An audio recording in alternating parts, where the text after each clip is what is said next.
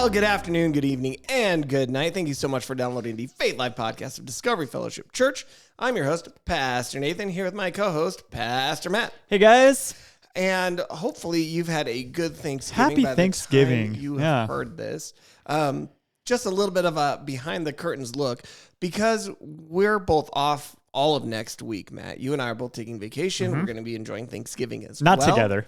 Not together. No. Oh, sorry. So sad. But we wanted to make sure you guys didn't miss a single episode. So we are pre-recording this episode so that we can make sure that you don't miss a Friday. So as always, if you haven't done so already, please take a minute and leave us a 5-star review on Apple Podcasts, Spotify, or wherever you downloaded this. And if you'd like to be a part of our conversation here, you can email podcast@dfchurch.com. That's podcast@dfchurch.com. Now, because we're recording this early, we're not going to have any listener mail today. And, I think we're going to skip the news, because I was talking to Matt about this. Since we're recording this in advance, the news, we don't know what it's going to be like in a week.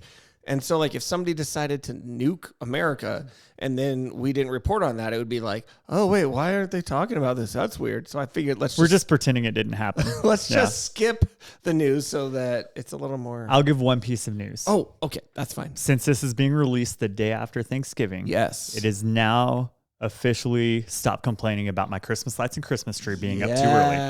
That's all. Matt, what is your favorite Christmas movie? Oh my goodness. I know that's an impossible question. That is an impossible question. And are there some that you've just, let me give you the flip. Yeah. Are there some that you've seen so many times, or too many times, that this year you're like, I need to give it a year off to let it refresh in my mind? No. Mm-mm. Really? Yeah. So there's some that are like every year watches, right? Okay. So we'll do like Polar Express. Yep. We'll do Elf. We'll do a couple different Christmas Carol versions. We'll probably watch the Will Ferrell, Ryan Reynolds Spirited movie this year. That one might be added. It was on Apple TV. I don't have Apple That might TV be anymore. added to our rotation now. Christmas Vacation might be up there on just one of the all-time best classics. It's so funny. It's so crazy. We usually do Home Alone also every year. Yep, Home Alone, the first one. Sure. Yeah, the first one. Yeah. Now, Lex and the kids started watching Home Alone 2 the other night. Yeah. Well, just Lex and Elliot. Adam and I were watching the original Superman. Nice. It was so fun. The 1978 Superman or whatever. A lot of fun. I think better choice than Home Alone 2. I'm not a big fan of Home Alone 2. I like the first one. I don't care for the second one. Everything after Home Alone 2.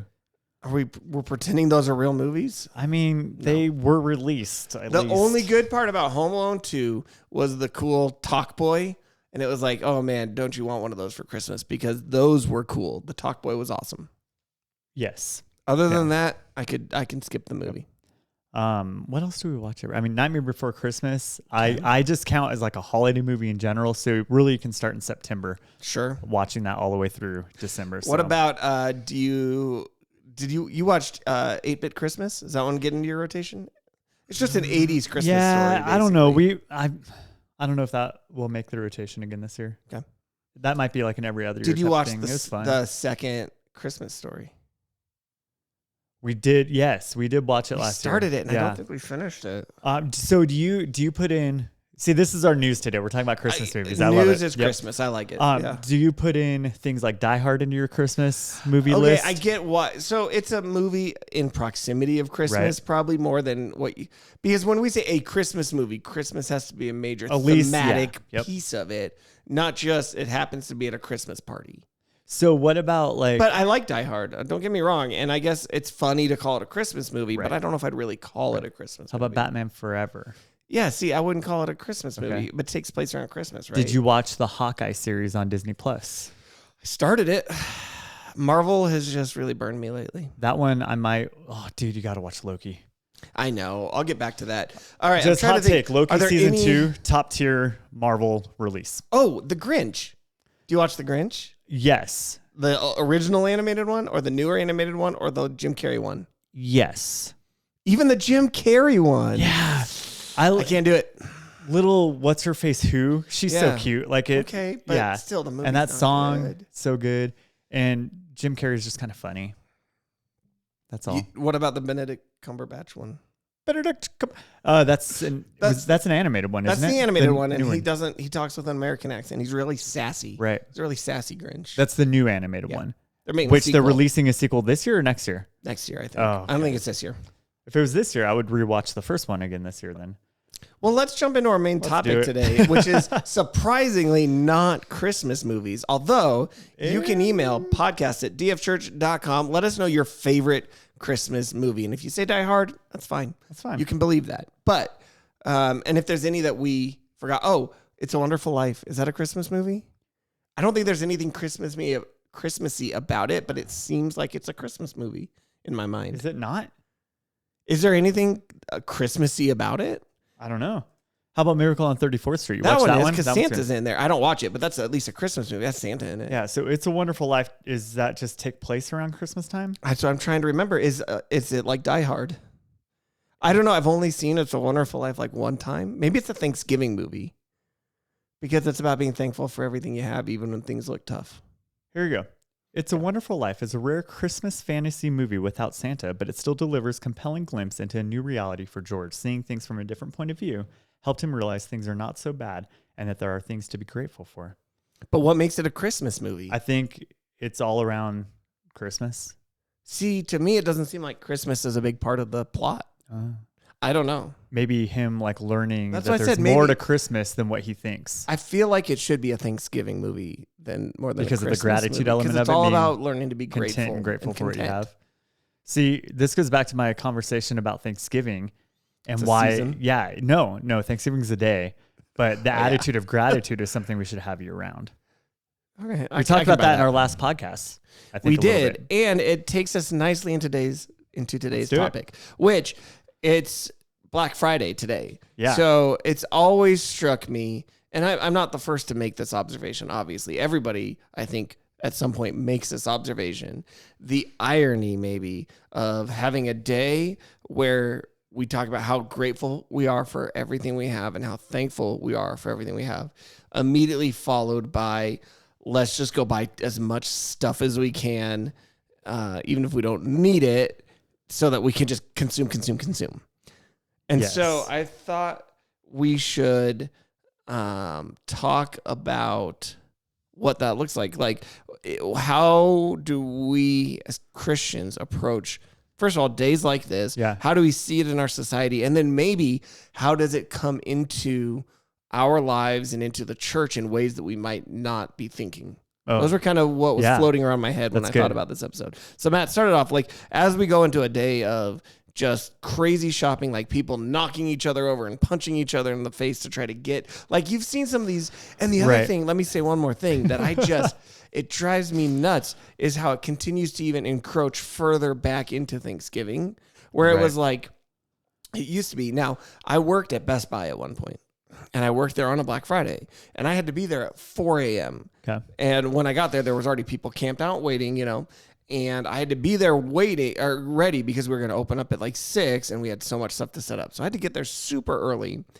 And actually, fun fact, this is a fun little side story about my time at Best Buy. It was the year the original Guitar Hero came out. And it hadn't really caught on as like, oh, this is the coolest game ever yet by a lot, but it really became that. And so they wanted to promote that game. And so for about half of my shift, they had a demo unit set up and they just had me sitting there playing it and showing people how to play it so that they would buy copies of it. And I just helped sell tons of copies of that game. Huh. So I actually had a really fun Black Friday because I just got to play video games at work. Yeah. We also got to play video games at work today. Check out our Discovery Student Ministries channel for that. Yeah, we'll put it in the description. If Yeah. you're watching this on YouTube, we'll put it in the YouTube description there for you to see that. But anyway, that's right. Oh, yeah, sorry. Back So to Black it Friday. encroaches back in. And so even now it's like Black Friday starts early. Thanksgiving at 6 p.m. We're going to Right. open up. And it's like, now you're even getting rid of Thanksgiving Right. to make more room for the rampant consumeristic just explosion. It drives me crazy. Yeah, so it's interesting how it like evolves and changes every year. It feels like it gets a little bit different. So I remember a long time ago, Black Friday, a long time ago, back when I was young. It's been 84 years. I'm close to that a little bit, not quite. Actually, I'm noticing. So just total side note. Those watching on video, you'll see this, and I almost cried yesterday. So my whole life, like my flavor saver part of my beard has always been a really light blonde, right? Flavor saver. That's the part that's just right underneath the lip. It's always been a what now? Really light blonde. Okay. And the rest of my like goatee stuff has more of the reds and browns in it. Yeah. Well, I looked in the mirror yesterday, and down on the part that's normally just reds and browns, there's some very light colored hairs in there. So it has been 84 years, you guys, meaning I'm getting sad. old, or You're it's getting the old, stress of life that is doing this to me. I love it. Back to Black Friday. Yeah. When I was a kid, I actually loved Black Friday. And it wasn't necessarily because I got a bunch of stuff, but like as a family, we would actually, so on Thanksgiving, we would have all of our big meal and stuff. And the newspaper that was delivered to your house that day was fat. Like it was so thick because every single store had their special Black Friday ad that they didn't publish until that newspaper came out. And so we would like sit down after our meal and like we would just go through the ads and see what's going on. And like my brother and I, we would make our Christmas wish list that night together in front of the family, like going through all the ads, marking things up. But then the next day, we would get up really early, like 5 a.m. And go to places like Mervin's, where their ad for Black Friday every year, there's this woman who's like on the window going, open, open, open, like waiting for it to open, right? Yeah. Okay. Good marketing, because I still remember it. That's so 30 funny. years later. Yeah, that is good marketing. But like stores like that, they would have giveaways to the first 100 people at the store, 500 people to the store. And so like that was like a goal of ours every year, was to get the good giveaways from these different stores, not necessarily buying a bunch of stuff. Right. Super fun. And then one year when I was a little bit older, we had split up to get the best deals. And so I was actually interviewed by a news station while waiting in line in Best Buy. Wow. So it's funny you mentioned Best Buy. And so I was on that like nightly news. And That's awesome. It was funny because I had just a cart full of way too much stuff. Like we definitely bought into the consumerism mindset that year. It was all the latest, greatest tech, because it was when like that was what was the biggest sale, and you didn't have a flat screen TV already in every room of your house type of thing, right? Right. And so I had this cart full of like TVs and computers, and my dad would buy computer stuff for work, and so he would buy it on Black Friday, and just all this stuff going on, and it's probably $1,000 worth of stuff in my cart, right? And I'm like a 17 or 18-year-old person there. And so the news person was like, how are you going to pay for all this? So I was like, I don't know, probably a credit card.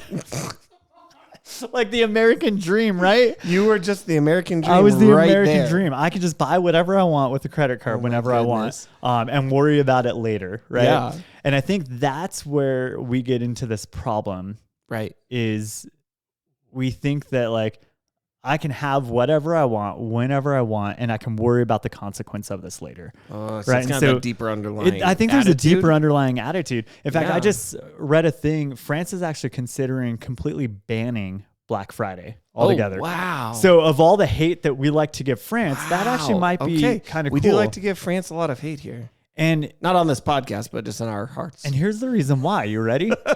Yeah. It's because of its impact on the planet and promotion of unsustainable consumption habits.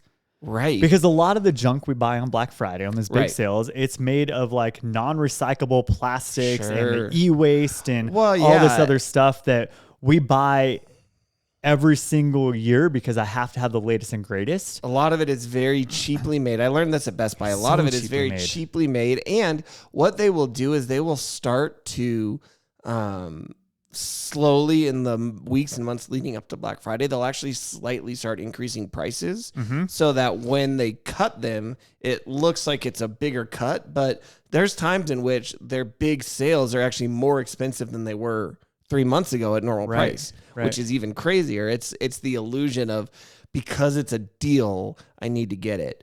But with this idea of it, especially again in such proximity to Thanksgiving, like how has it become such a thing where we can talk about being like, do we just not have we forgotten Thanksgiving?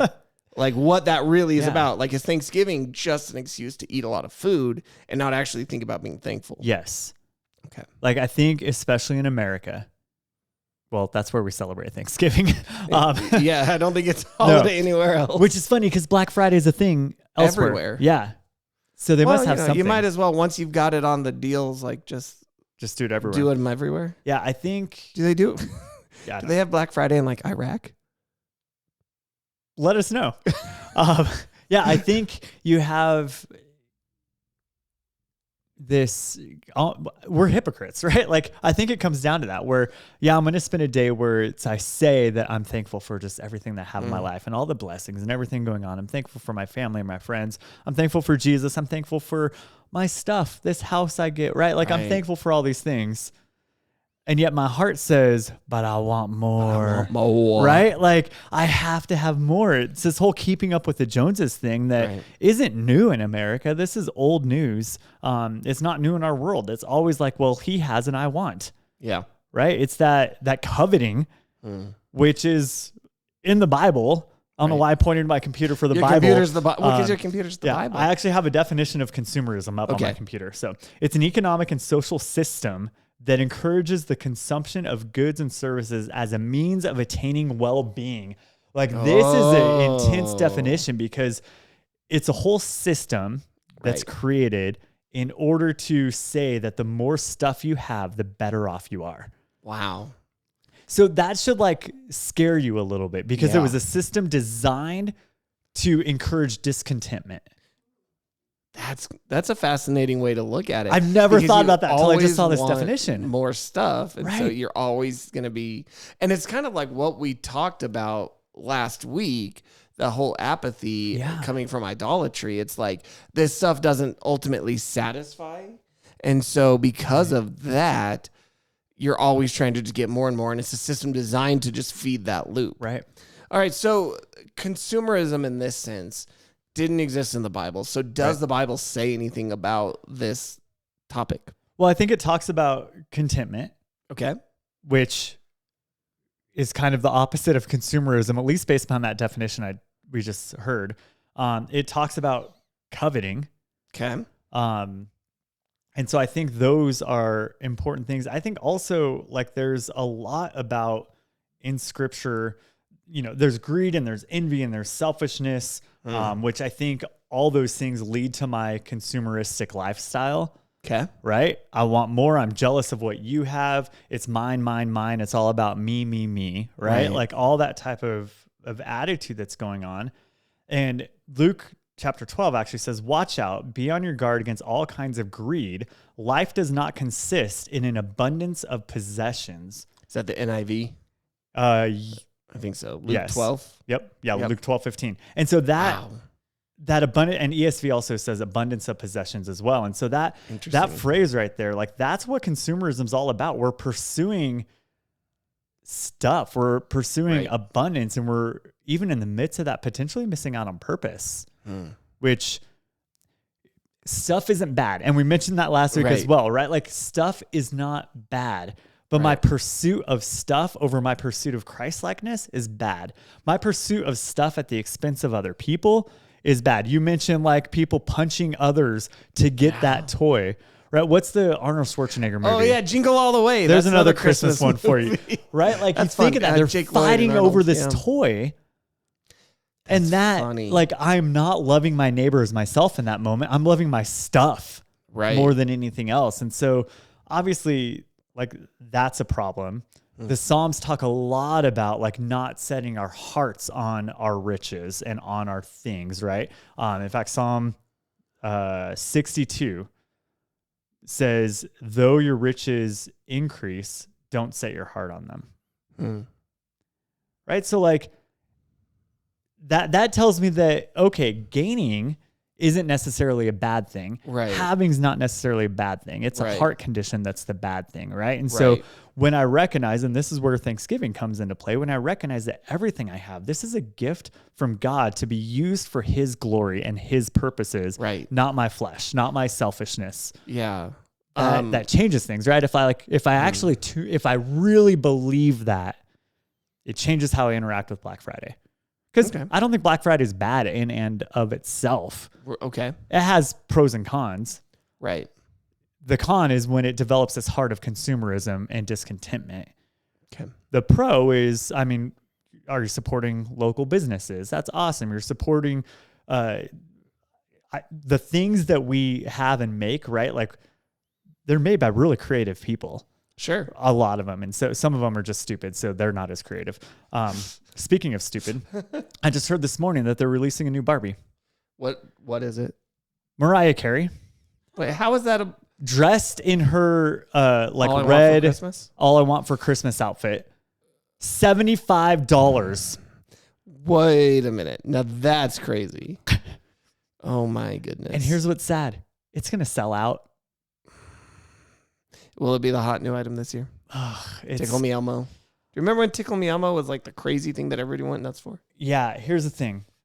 If you have $75, no, I'm not gonna say it. I was There's gonna better say things you can spend your money on. I was gonna say buy us one so we can just burn it on camera, but that was too harsh. So redact that, Actually, that's kinda strike funny, that from though. the record. It's kind of funny. No, it's like I saw where there was people who would like go buy, like the newest iPhone, and then in front of the whole line of people lined up waiting to buy it, they'll smash it. Yeah, it's like that's so weird. Right. That's like troll behavior. Like you're Right. just wanting to get that negative reaction. getting the negative and flaunting your like abundance, right? Flaunting your wealth. So I was I don't like thinking that. of when we were talking about, where does this come in biblically? Ecclesiastes 5. Whoever loves money never has enough. Whoever loves wealth is never satisfied with their income. This too is meaningless.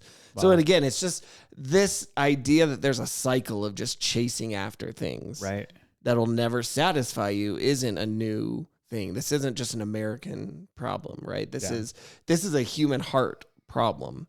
And so, I mean, we could go through biblically over and over this idea of like the uselessness of chasing things. Matthew 6, do not store up treasures for yourself. Love it. But store up treasures in heaven, like finding this idea of the things that really matter. And so, I'm trying to remember where Paul talks about like people who are blessed with money or wealth have it so that they can then bless others. It's kind of an idea that the Psalms Paul talk talks about that also, about being blessed to be a blessing, right? Right. And so it's like, if I'm just buying and buying and buying stuff all for myself, and there's like people starving next to me, and I love Jesus, like how do all those things fit together?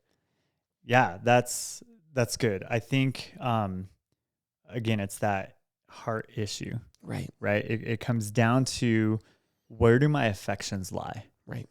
And when my affections lie, as scripture tells me, love God and love people. Yeah.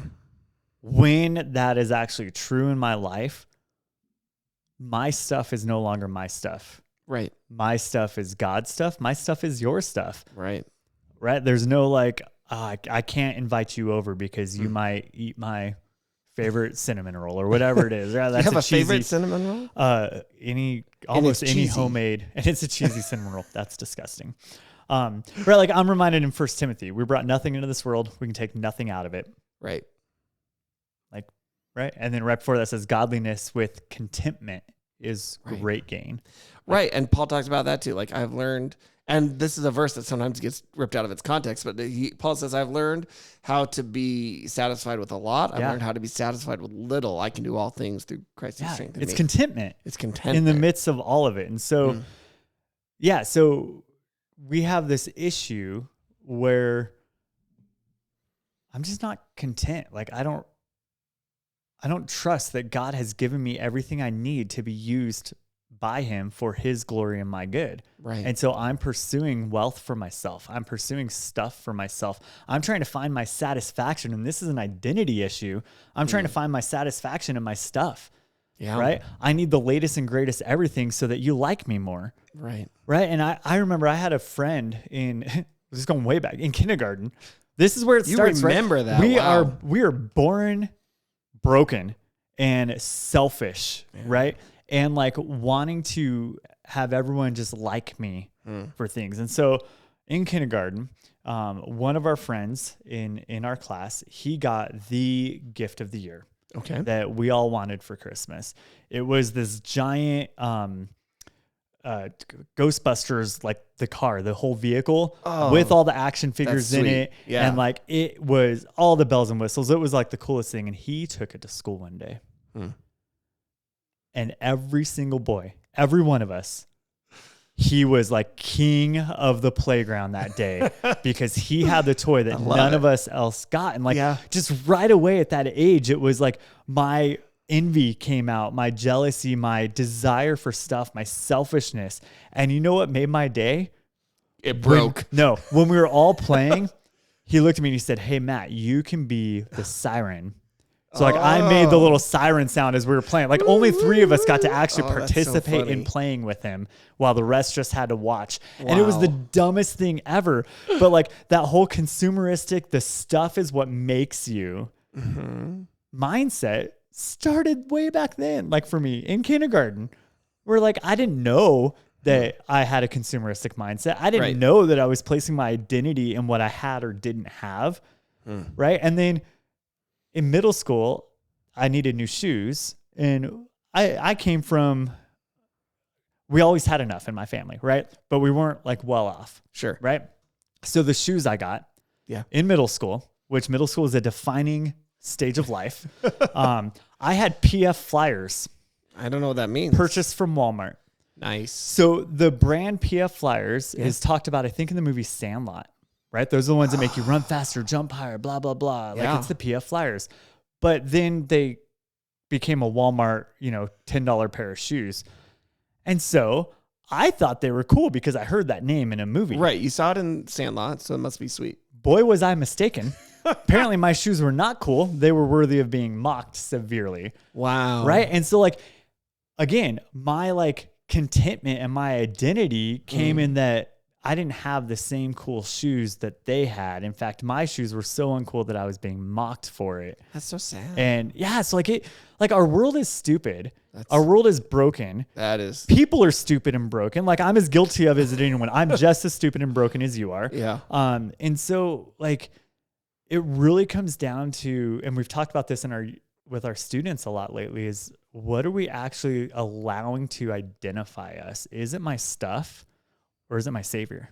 Right. Right? Like anything outside of Jesus is worthless. Paul calls it rubbish. Anything apart from knowing Christ is rubbish. Right. Right. And so like, I think if we want to see a change in our world, I feel like every conversation goes back to this, right? It starts with Jesus. And it ends with Jesus. I love it. Right? He is the answer to this problem. That's where we're going to find contentment and recognizing that he has given us everything we need to be used by him for his glory and our good. And so what do we do with that? And unfortunately, what I've seen is that consumerism isn't just something that happens like out there, right? And you mentioned this right at the beginning. Yep. So what's the concern that you see? So this, as I was thinking through this topic, and as I was, consumerism, the obvious level is what we've talked about, like the getting stuff and the pursuing all of that. But it also lends itself into an attitude that is me focused, right? Because, and again, it's the same idea. Like if I'm just trying to, buy all this new stuff because that's where my identity is, or I want people to like me, like it all comes back to being about me. And that dictates more than just the stuff we buy. It's like our preferences of where we want to go, or like our preferences on shoes, our preferences on what restaurants we eat at, what brands of things we buy, all tie back into that consumerist mindset where you've got an abundance of choices. And so you kind of just go with what you like or what suits your needs the best. And so I thought about the way that this sometimes gets into the church in a way that might not be as obvious, because it's really easy on the obvious level of the church to say, don't just go be greedy and want all this stuff. Mm-hmm. But what we do see happening, I think, is this idea that I approach church the same way as I approach all of these other things. Yeah. Right. So I go to a church looking for, well, do they have the nicest kids program? Do they have the nicest building? Do they have programs that meet this and this and this? Do they sing the song I kind of like? Do they have a preaching style that I like? Like all these different factors where we treat it like I'm the consumer, I'm the customer, and the church is who I'm paying for a service. And so I'm going to go to the one that treats me the best and does the best for me, as opposed to an attitude of where does God want me to serve best. Have you seen this as something that like has crept in your experience in church culture? Yeah. So this in church history, this actually is a fairly new problem. Unfortunately, well, I guess fortunately, because at least it hasn't been in the whole history of the Hasn't been church, around right? forever.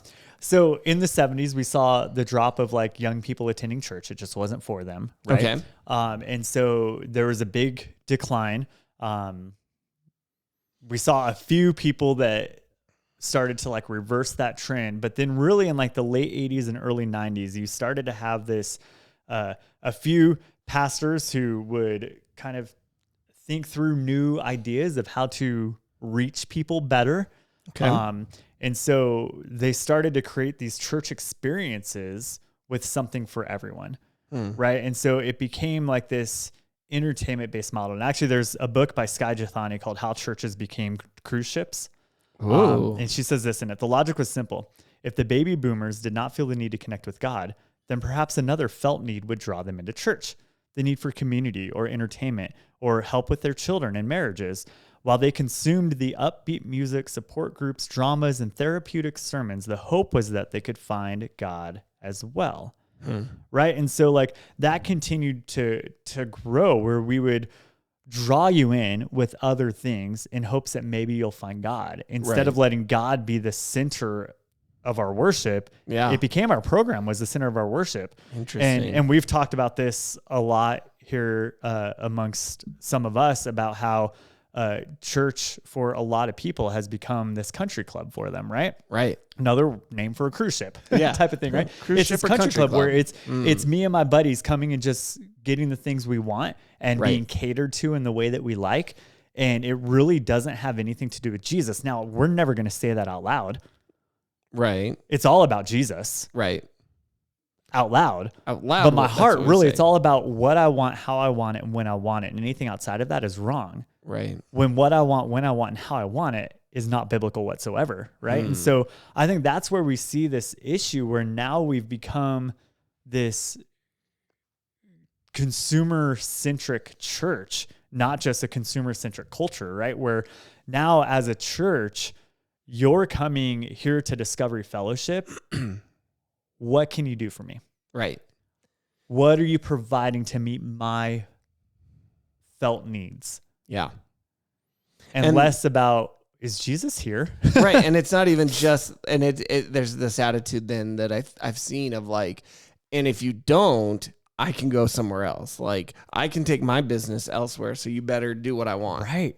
Like it's not a good attitude, and Yeah. nobody would ever say that that's their attitude, but that's kind of their But that's how they attitude treat it. sometimes. That's how people act. And then so church leaders, we now lead from a place of fear of losing a congregation member, Right. right? Because, well, I mean, if we're honest, as someone who's paid by a local church, it's our congregants who pay me, right? It's much like as a taxpayer, I'm paying government employees. So I Right. want them to serve me, right? And so we come in with this mindset, and I've actually heard this. This is fun. The joys of youth ministry is you're attacked all the time for all things. So I've so actually sad. heard by a congregation member, I pay your salary, you'll do it this way. Holy And cow. like, I was young. And so I was like, you're right. You do pay my salary. I'm going to do what you say. Right. Like in my Right, head, it's like, and what the heck kind of like, you know, Wow. I don't work for you. Right. I work for God. Right. Like, and as church leaders, we have to get to that point. And as Christians, we have to recognize that I don't serve Discovery Fellowship Church. I serve God through this local church, right? I don't come to my country club church. I come to a place where I can serve God, where I can learn and grow in my relationship with Him, where my family can learn and grow, where we can gather in this Christ-centered community that has nothing to do with comfort and preference, but has everything to do with Jesus. Right. And how I can make Him more famous than me. And hey, I'm on a Soapbox? a soapbox right now, so I'm going to keep going. Keep going, please. My other concern with this consumerist mindset as a church leader, and so now I know these last couple things I've come at it from like church leadership side, is I've also seen, and I've unfortunately also been here, where I'm now creating things and doing things as a church leader so that you as a congregation member can recognize me and give me credit. right? And so the programs I run and the events I'm doing are less about reaching people with the gospel of Jesus and more about you crediting me for it. Right. And that is a problem I see all across the church. Yep. Is people are all about praise me, show me that I did a good job. Yep. I'm doing this for accolade. I'm not doing this to point people towards Christ. And that is another huge issue with this consumer Christianity issue, is that like I now, as a church leader, and I'm saying I so that I'm throwing only myself under the bus here. And so if any other church leaders are convicted by this, praise God. Now as a consumeristic Christian leader, I'm just perpetuating the problem, right? Like I am making it where, yeah, you should just come and consume because I'm going to give you exactly what you want. And you're going to be like, Matt, you did such a good job. Thank you. And I'm like, you're right. I did a good job and I'm going to do that again. And now I'm seeking the praise of man. Right. Which is sin. That's another big problem, friends. It creates a nice little, everybody gets what they want type thing. But are we actually building the church or are we just building a country club? Right. Does it please God is the question. Alexis, who's producing us today, just asked that. And that's all that matters. Right. That's ultimately what we need to. Every morning, Christ follower, when you wake up, your like commitment to that day is, God, how can I bring you the honor and glory today? How can I live my life for you according to your purposes? Not, God, how can you bless me today? God will bless you. God has blessed you. But there's a purpose behind the way he's blessed you, and it's how you can serve him. Because guess what? It is all about him. It is not about me. It's not about my glory. It's about him and his glory. So everything I do needs to be pointed back to him. Right. And if not, it's sin. It's idolatry. It's me putting me in the place of God instead of letting God have his rightful place as the center of it all. Yes. And let me, something stuck out what you said a minute ago. So I'm going to back up just a second. When you were talking about how you were told like by somebody like, I pay your salary, so do what I want. I think that demonstrates and illustrates very clearly a huge misunderstanding with the function of church and church staff.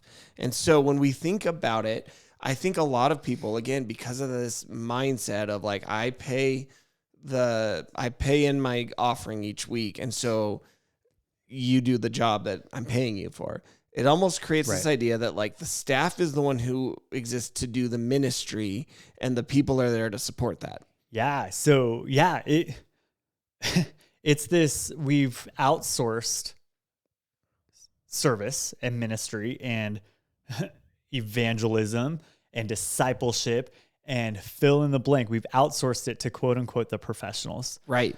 And it makes me think, all right, so Ephesians, this is where I always go. Ephesians chapter 4, Paul is talking and he says, and he, that's Jesus, gave the apostles, the prophets, the evangelists, the shepherds, and teachers. All right, so the church staff, what are they for? Not to do ministry, to equip the saints. That's every Christian. Every Christian is a saint.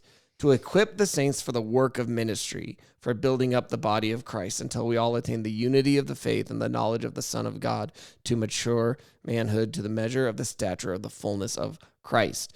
And it keeps on going. But so good. So what's the church? The church staff, the teachers and the evangelists and the shepherds and the teachers are there to help equip you so that you can do ministry out in your lives, because that is the way the church is built. And so we exist not to do ministry, but to equip the rest of the church to do ministry. Yeah. That kind of answers, we had a question from a reader in last week's podcast from Jeremiah about what even is the purpose of church staff. Is that a biblical thing? And we exist to equip you, to resource you, to encourage you, to help you, not do it for you. Right. Right. Our model of church today, because we've gone away from a biblical model, because we've tried to just be like relevant in the culture type of thing more than honoring to Jesus. You can be both, by the way. You can absolutely be both, and we should. In fact, Christians, we should be we should be on the front lines of creative arts. We should be on the front lines of creating things, because we were made in the image of the ultimate creative creator. I know that was a lot of the word create there, but like it hurts my heart. And we've had a podcast about this, that like Christian media is so lame and cheesy when we should be like on the front lines of creativity as Christ followers. But we've created this culture, this is where I was getting at, of like this fast food Christianity, right? Where like it's have it your way right away at Burger King now, have it your way right away at this church now. And what does a diet solely of fast food do to you? Oh, it's not very healthy. It is not healthy, right? You become this like sluggish, euphoric, like it's euphoric. Just a fork. A fork. It's happy.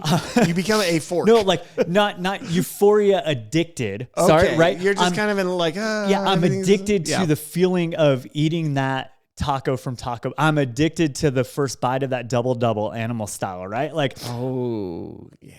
The problem with that is like I mentioned, I become sluggish, right? Right. When I look at fast food Christianity, I become a sluggish Christian who's just addicted to the feel good and not actually the heart of God.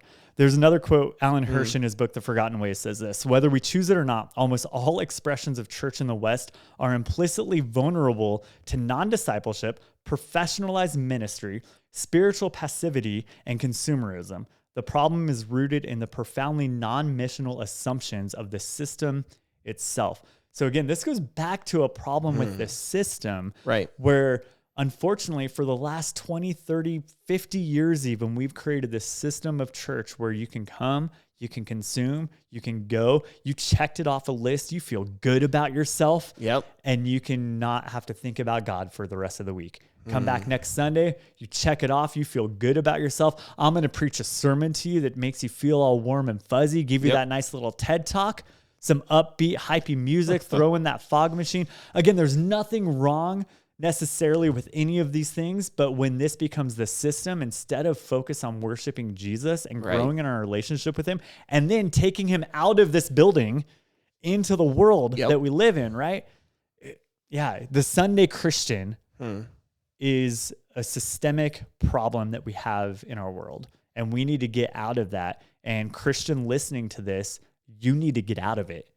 If your only consumption of Jesus is once a week for 20-minute sermon, and during the music, all you're doing is judging the whole time instead of worshiping, you are the problem. And I'm saying that as someone who loves you and wants you to experience what God has for you. And it is not once a week church. It is an everyday surrender to his will, his plan, his desires, his heart, not your own. I love that. So as we're kind of bringing this topic to a close, how, practically speaking, what can we do to adjust our attitudes, to change this is going to be kind of maybe in the answer, to change our hearts? What do we need to do? Like, that's kind of a funny way of asking it. But what should we do if somebody's listening or watching and they say, you know what, that is me, that's how I've been? How do they course correct? Yeah, first of all, you need to repent. You need to take that to God and say, God, I have failed you lately. I have gone to church to meet my own needs. I have lived my life for me instead of for you, right? Like, we need to repent of that and ask God to change our heart. And it's actually very similar, like now Next Step program that we had for like curing apathy. It's the same thing, right? It is about your relationship with Jesus. If you don't have a growing, thriving relationship with him, all these other things are going to fall apart, right? So it starts there. You have to have that growing relationship. And then when I go to church now, I'm not asking the question, what can you do for me? I'm now asking the question, what can I do for you? Right. How can I serve? Yeah. Right. And it's not, I'm not saying Matt Braggins, local, church leader, I'm not saying that you as a Christian need to come to Matt and say, Matt, what can I do for you? Right. Because it's not about me. It's about his local church. And so you're coming to God's local church and saying, how can I serve him here through this body? Plant my roots deep so that we can go wide. There's a book about that by maybe a controversial person right now, but right. It's about going deep individually so that you can go wide into your community, you like personally, right? And so you're growing in your relationship with Jesus. You're finding a local church that you can be on his mission with. Again, it's not about my mission. It's about his mission, his purpose, his desires. So I'm finding that community. I'm letting the church leaders disciple me. I'm letting them equip me so that I can go and do the work of God. Right? Love it. When we're called to be the hands and feet of Jesus, it's not only if you're a paid professional. Right. It's everyone who places their faith in Jesus. You're to be his hands and his feet into your world. So like, go and do. Go and do. I think that sums it up nicely. All right. Well, let us know what you think. Is that something that you've seen in, your lives? And I'm not saying name names of, oh yeah, I saw this person acting that way. Like, no. But is this something that you've noticed even creeping into the culture, into the church and all around you? What are your thoughts on all this? Let us know. Podcast@dfchurch.com. That's podcast@dfchurch.com. So, like I said, I don't have any letters today, but we do still have our AI segments. So Nice. the thing that I asked, again, I try to make it topical. So I asked it, what are the top 10 worst examples of consumerism or materialism in the Bible? And it said this: well, the Bible doesn't explicitly condemn consumerism or materialism in a contemporary sense. You can find some humorous interpretations or modern twists on certain biblical stories. So it's decided to do some twists on familiar biblical stories to give us the answer. Okay. Because it didn't have a clear-cut answer. Okay. All right, number 10, the Good Samaritan's Travel Agency. The Good Samaritan not only helps the wounded man, but also starts a travel agency promoting compassionate journeys for all. Love it. Okay. That's not the worst example. That sounds good. That kind of reminds me of like Star Tours when you go into that ride and it's like that travel agency taking you to all that. Yeah. Oh, my goodness. All right. Number 9, the wedding at Cana Winery. Jesus turns water into top shelf wine at a wedding, sparking a holy vineyard trend and making weddings unforgettable. So if you actually had Jesus turning the water into wine, right, he was just the employee. Your overhead is so small and your profits are through the roof. Right? Yeah. All right, so that's a good example of consumerism run rampant. All right, number 8, feeding the 5,000 buffet. Jesus turns 5 loaves and 2 fish into an all-you-can-eat miracle buffet, complete with fish tacos and artisanal bread. AI is a Baptist. Through and through right there. You just heard it.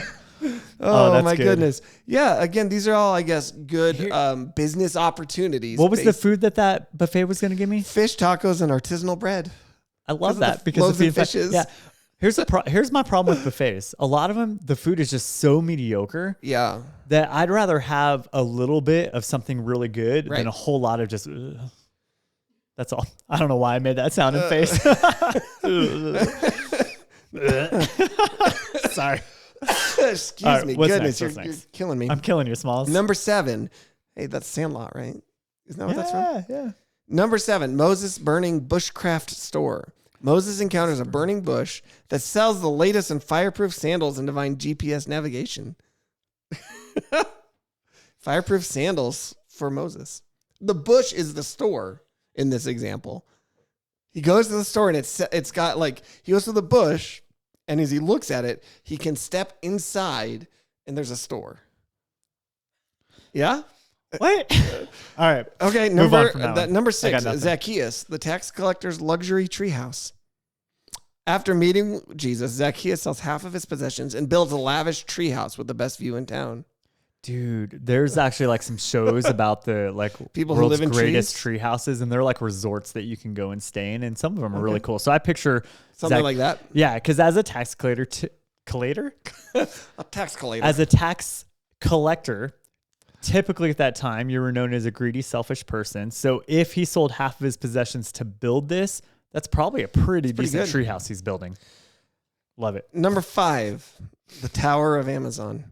Instead of scattering across the earth, humanity collaborates to build a tower so tall it reaches the heavens and offers free 2-day shipping. Jeff Bezos would be so proud. What though? What are they shipping from this tower? Well, I don't know, but he's got the tallest tower around. So they can just throw it. That's how it gets there in 2 days. Yeah. Number 4, the prodigal shopper. Okay. The prodigal son blows his inheritance on the latest fashions, parties, and trendy pig accessories.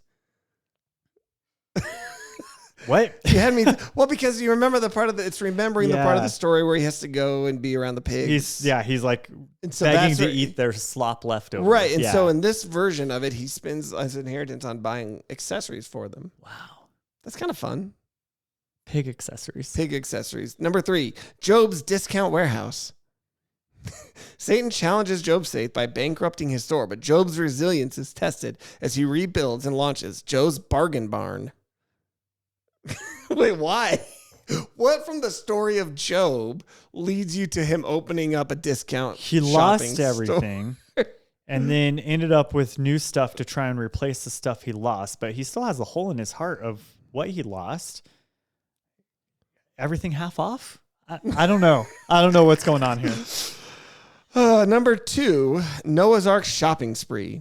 Noah's neighbors, upon hearing about the flood, rushed to buy ark insurance and waterproof sandals. They missed the boat, literally. That was bad. That's a good dad joke. Well waterproof sandals, though. Like, why? If there's a flood, yes, I'm worried about my feet getting wet. Number 1, the golden calf sale. The Israelites, having just escaped Egypt, decided to melt down their jewelry to create a trendy golden calf idol. Hashtag calf goals. Why does it hashtag that one? Well, because calf goals is a thing in like the health and fitness thing of like getting like really swole, muscular calves. And that's what they're talking about. And so it's a play on calf goals. This is the dumbest thing I've ever heard. I love it. It was a good funny one again. I mean, some of them made us laugh. There's nothing consumeristic about melting into the golden calf. I don't know. Yep. So we have a few corrections for today. Oh, we have some corrections. Yeah. Okay. So I misspoke earlier about the Christmas movie. Lex, our producer, pointed out it was Batman Returns, not Batman Forever. That's true with the penguin. And then I looked up PF Flyers just because I was curious real quick. It is from The Sandlot. I was right there. But they existed long before that. They came out in 1937. Oh, they were just made like famous amongst my generation, I guess, from the movie. Turns out New Balance acquired PF Flyers in 2021. So in 2021, they actually have some really cool look. Like I would wear these, you guys. So so at some point, they were. I might bring back some PF Flyers and I'm going to make them cool again. So all of you that made fun of me in middle school, I'm coming back. But were they a Walmart brand? They were a Walmart brand, is what you're saying. I don't know if they were a Walmart brand or just at least sold they there were sold because there. they went through a period of like contraction. Yeah, they stopped being as cool and popular. So I don't know. I do like those corrections. Back. Thank you. Thank you, Alexis, for giving us the movie correction. Yeah. I don't know why I said forever. That's funny. Guardians of the Galaxy Holiday Edition. I might watch that again this year. That was fun. Yeah. Well, hang on a second. That just popped in my head. I'm sorry. One of the Batman movies. It starts off with like an ice skating scene. Remember that one? Isn't that something Christmassy about it? Batman and Robin. Yes. Yeah. And that one's really bad. That's like the worst movie of all time. Oh yeah. Maybe. No, I wouldn't say you wouldn't go that far. No, I've seen some pretty. Is it the worst movies. Batman movie? Though? Yes. Okay. Well, that's it for this week's episode. We will see you next week. It will be December 1st on our next episode. And we're going to be talking about popular Christmas myths. We tried to do this last year. Yeah. And it was a lost episode. We had something went wrong with it and we lost all of the audio. I thought we had this conversation. We did. We just didn't get to post it. We couldn't post it. And we had to wait we couldn't do that in like June. No. And it was really good too. It was so good. You guys missed out. No, they're going to get it again. Hopefully we can remember what we said and we'll talk about it next week. So we'll see you then. Bye.